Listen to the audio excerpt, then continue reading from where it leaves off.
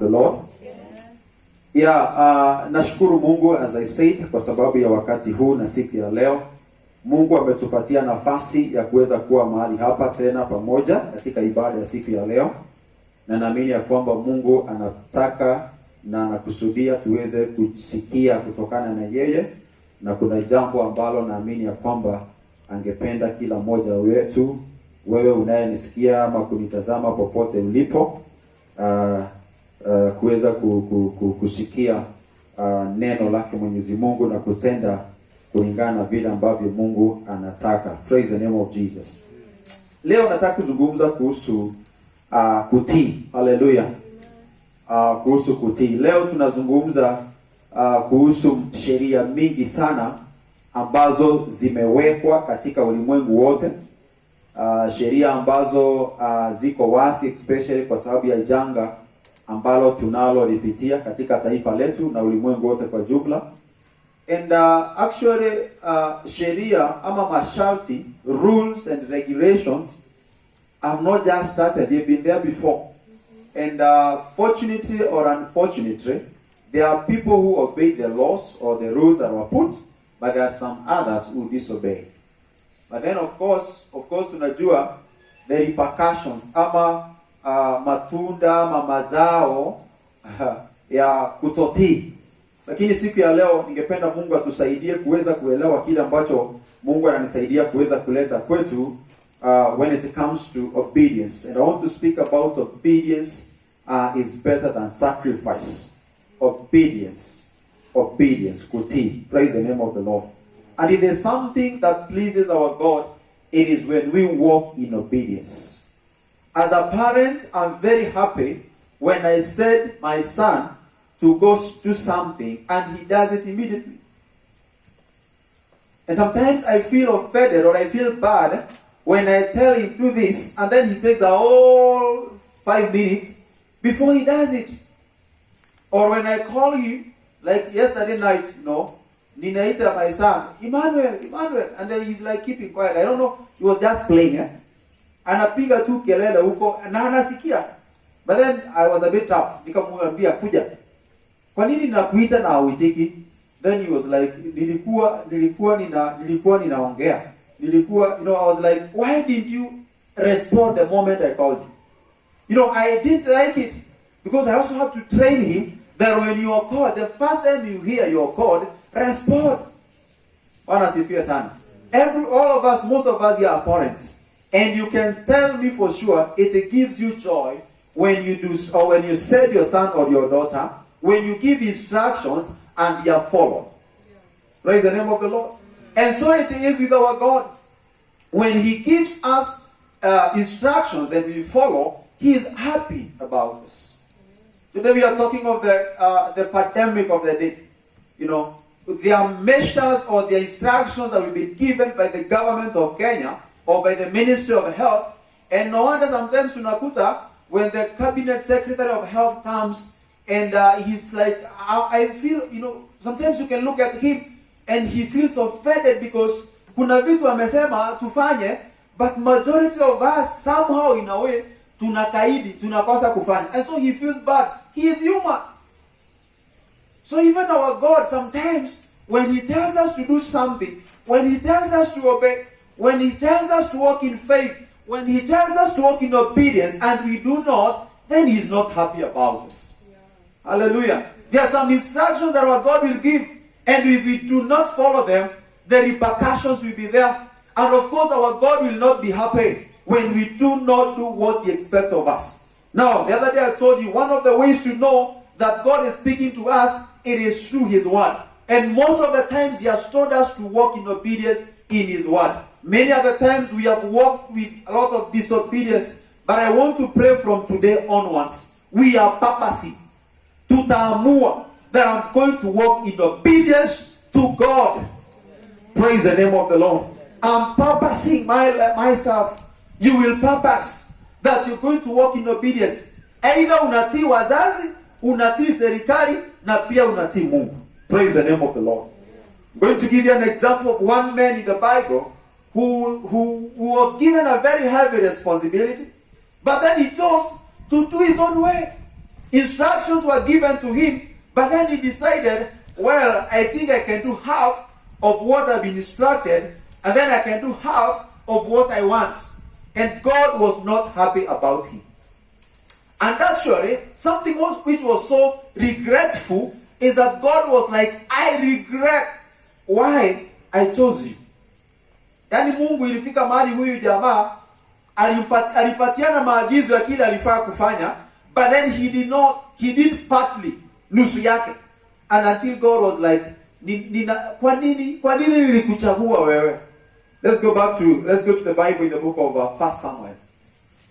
1 Samuel chapter 15. We see what I'm talking about. Now the Bible says, 1 Samuel chapter 15, 1 Samuel chapter 15 from verse 1. Samuel said to Saul, I am the one the Lord sent to anoint you king over his people Israel. So listen now to the message from the Lord. This is what the Lord Almighty says.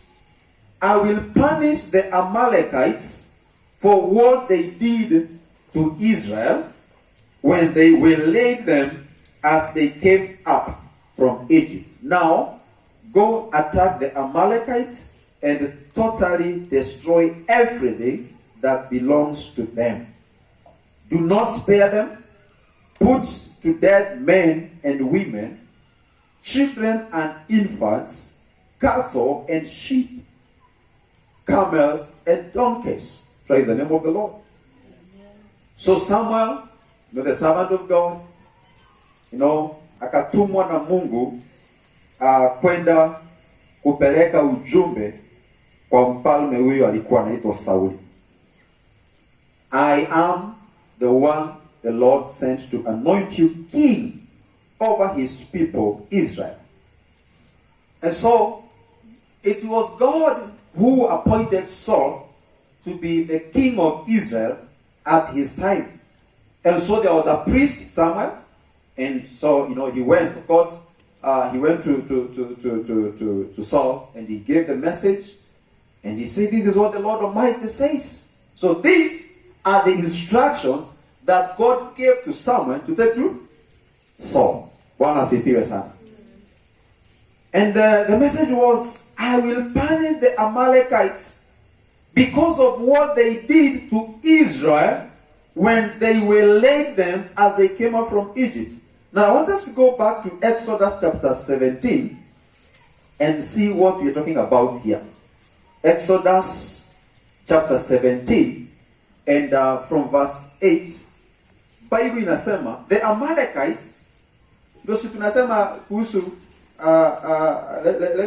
let's get the context vizuri. I will punish the Amalekites. This is God.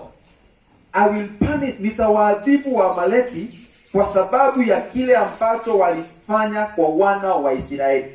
Kwa hivyo kuna vile ambavyo walitesa wana wa Israeli. Kwa hivyo Mungu akasema, wana wa Israeli kwa sababu ni watoto wangu ambao niko na kusudi.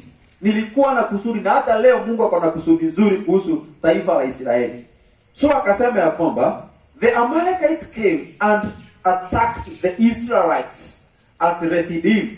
Moses said to Joshua, "Tell some of our men and go out to fight the Amalekites. Tomorrow I will stand on top of the hill with the staff of God in my hands." This is a story about tunajua kuhusu Moses na kina Hur and Aaron. Wakati Moses ambapo alikuwa katika ile vita, mikono yake ilibidi kuwe juu kila wakati, ndiposa ushindi ukaweza kupatikana wakati ule. Now, this is what the Bible continues to say. Let me jump a couple of scriptures to verse 15. Now, Moses built an altar and called it, "The Lord is my banner." He said, "For hands were lifted up to the throne of the Lord. The Lord will be at war against the Amalekites from generation to generation." Praise the name of the Lord. So this is what we see in our 1 Samuel chapter 15. Mungu anasema ya kwamba nitawaadhibu wa Amaleki. So you see what they did, I will punish them. And now Mungu anamwambia Sauli, go attack the Amalekites and totally destroy them.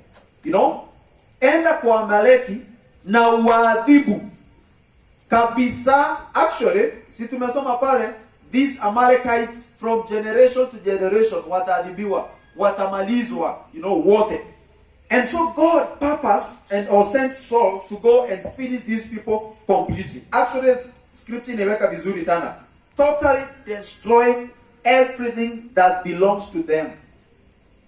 Mungu akapatiana instruction vizuri, Waamaleki wamalizwe na chochote kile ambacho kilikuwa ni chao. As a matter of fact, it was not only things, but he says, do not spare them. Put to death men and women. This was painful. Put to death men and women, children and infants, cattle and sheep, camels and donkeys, everything that was there. Let me tell you, church, kenye Mungu amechagua na kenye Mungu ametilia mafuta na akapapas, I'm going to work with this. Hakuna mwanadamu, hakuna nguvu, hakuna chochote kile kinaweza kiuka ama kwenda kinyume na mpango wa Mungu. Praise the name of the Lord. Now these people, they thought, the Amalekites, they thought, katika hali ya kugandamiza Waisraeli yao wamemaliza. But they forgot that this was a nation. These were people that God was behind. Mungu alikuwa na hao wana wa Israeli. Praise the name of the Lord. And so, Saul wakati aliambiwa aende kwa Amaleki na aweze kuwamaliza, akaita watu wake wote, wote wakakuja pamoja, the majeshi yake, ndiposa aweze sasa kujikakamua, aweze kwenda kuattack wale wa Amalekites. Now, ukisoma hiyo story yote vizuri, because of time we may not be able to read the whole story. Ukiendelea kusoma, una realize ya kwamba kuna jambo ambalo huyu mfalme anaitwa Sauli alifanya ambalo halikufaa ama alikiuka kinyume na maagizo ambayo alipatiwa na Mungu kupitia mtumishi wake Samueli. The Bible says in verse 7 of Samuel chapter 15, then Saul attacked the Amalekites all the way from Havilah to Shur to the east of Egypt. He took Agag, king of the Amalekites, alive, and all his people. He totally destroyed with the sword. But Saul and the army spared Agag and the best of the sheep and cattle, the fat calves and the lambs, everything that was good. This they were unwilling to destroy completely, but everything that was despised and weak, they totally destroyed. Praise the name of the Lord. Now, sijui kama kuna mali unaona kuna shida inaingia hapa. The problem is there. Because initially when you look at verse 2, he was told to go to the Amalekites people, or land, or nation, and destroy everything that was there, including its people. Lakini huyu mfalme Sauli ni kana kwamba alikuwa na watu ambao walikuwa na kind of urafiki, ama kuna watu ambao walikuwa wanapendelea mahali pale, and for him he was like, how can I destroy this? And I think I have an agenda with them. Niko na interest na wao. You understand? I have some interest with them. And I think that is all most of us do, or that's how most of us are. That sometimes the instructions that are given to us, and because of some interest that you have, you realize that you put some, you keep some, and zingine you put off. Sometimes there are some things that we are directed, or there are some instructions that we are given, na kwa sababu tunaona kuna kitu tunatanufaika mahali fulani, we fail to follow the instructions as they were given. And that is what Saul is doing here. Akaonelea, kuna huyu mtu ambaye anaitwa Agag, akamchukua, na chochote kile kilikuwa kizuri. The Bible says everything that was good, they were unwilling to destroy completely. And remember the instructions of God were, you destroy everything. Bwana Yesu asifiwe sana. You destroy everything. The instructions of God were so clear.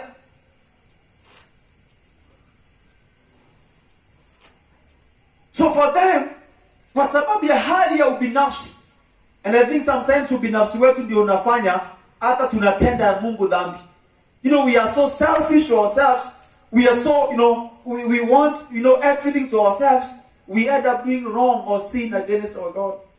Because for them, walikuwa wanaweka kile kilikuwa kizuri na kile kilikuwa kiovu. That is what they were giving away. I think it is the same mentality with Cain here. Unakumbuka Cain wakati anaenda kutoa sadaka, anamtolea Mungu ile ambayo ni gani? Ile mbaya. He's not giving that which pleases God. Anatoa ile tu ambayo iko na defect, and that is what he's giving to the Lord. Our God desires the best. Hallelujah. Our God desires the best. By the way, even our worship, anytime we go to the place of worship, our God hears the best. He is the giver of everything, and so we should give him back the best. Praise the name of the Lord. And so wakatafuta kile watu, I'm looking at maybe kama ni wanyama, the kondoo, kuna wale kondoo ambao ni wachafu, wengine ni wakonde ama wako na defects.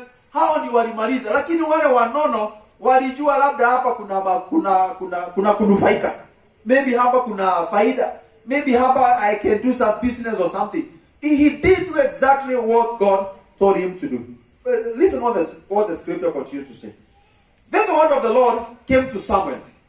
I am grieved that I have made Saul king, because he has turned away from me and has not carried out my instructions. Praise the name of the Lord. So when God saw ya kwamba alimwambia Sauli aende kwa Waamaleki awamalize wote, na sababu ya kuwamaliza, by the way, si ya kwamba Mungu aliwaonea, si ya kwamba hakukuwa na sababu. Nimeonyesha sababu katika Exodus. Waliwaangamiza wana wa Israeli, na Mungu akasema kwa sababu ya kuangamiza wana wa Israeli na ni watoto nilio na kusudi na wao, then I will also destroy you. Praise the name of the Lord. And so when God saw that the instructions that he gave were not fully followed, God was not happy. How many times has God spoken to you? How many times have you heard the word of God? How many times have we read? Wacha hata kuambiwa umesoma kile ambacho neno la Mungu linasema na umepurpose today, maybe next time. You postpone obedience. Let me tell you, you cannot postpone obedience. Kutii akuairishagwi. Hauwezi ukairisha kutii, and especially kwa neno la Mungu. Until that next time, you will be punished for it. And this man, he did it once. By the way, I'm even seeing, I think sisi Mungu kuna vile ameachilia neema sana kwetu, that he gives us time to repent, time to come back to him. But for this king, he was like, the moment he disobeyed God, there and then God was not happy about it. But the Bible says, that is the word of the Lord came to Samuel. I am grieved. Nimehuzunika. Look at that. Nimehuzunika ya kwamba nimemtengeneza ama nimemfanya Sauli kuwa mfalme. Kwa sababu gani? Amegeuka. He has turned away from me. Praise the name of the Lord. Let me tell you this touch. And listen to me carefully. When we do not do what our God expects of us, hiyo ni kumuonyesha kisogo. Bwana sifiwe sana. Hiyo ni kumuonyesha kisogo completely. The other day I spoke to somebody, nikawa namwambia, my friend, unahitaji umrudie Mungu. Ananiuliza sasa, unasema nimrudie aje Mungu? Mimi sijamuacha. Ninajaribu kumexplain, to turn back to God is draw near to him. Be obedience. You know you're supposed to do this. Kindly do it. Sometimes you know you're supposed to do this and you do exactly opposite. Then you have turned away from God. Praise the name of the Lord. And there's a call for us, church, to turn to God. Praise the name of the Lord. So God was not happy. Someone was troubled and he cried to the Lord all that night. You can imagine. Samueli amegadhabika, amekuwa na masumbuko kwa sababu Mungu amesema huyu nimemkata. Nina regret kwa nini nilimtengeneza. Na nilimchagua kama mfalme. Na akamlilia Mungu siku mzima. No. Wakati Sauli alirealize kile kimetendeka na kwamba Mungu hajafurahishwa na yeye. Of course aliomba msamaha, alijaribu kuomba msamaha, lakini bado Mungu alikuwa amemwashaamua ya kwamba what you have done, you have not obeyed me. You know, actually when you go to verse 19, Bible inauliza hivi, the same chapter, chapter 15, verse 19. Why did you not obey the Lord? Why did you pounce on the plunder and do evil in the eyes of the Lord? You know, kwa nini haukumtii Mungu, church? Ni mambo ngapi ambayo leo hii kama kanisa la Kenya ama ulimwengu mzima ama taifa, ni mambo ngapi yale ambayo tumetenda, ama hata wewe mwenyewe, forget about the nation, the church, wewe mwenyewe, ni mambo mangapi ambayo umetenda ambayo hakika unajua hii haikumfurahisha Mungu? I know there's the grace of God in the house today. The grace of God is there today, even to turn from all form of disobedience. Praise the name of the Lord. And that is why I say it's my prayer from today, we will purpose to walk in full obedience to our God. Hallelujah.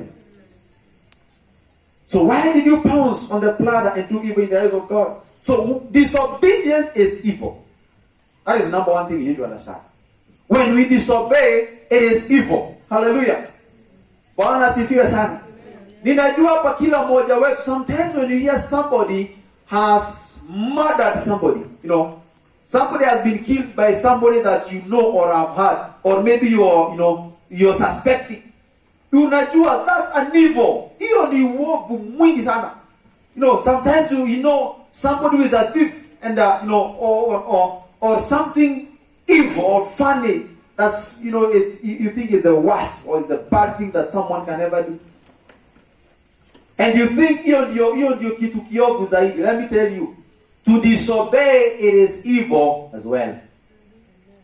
That is what is coming out clearly. Why did you pounce on the plunder and do evil in the eyes of the Lord?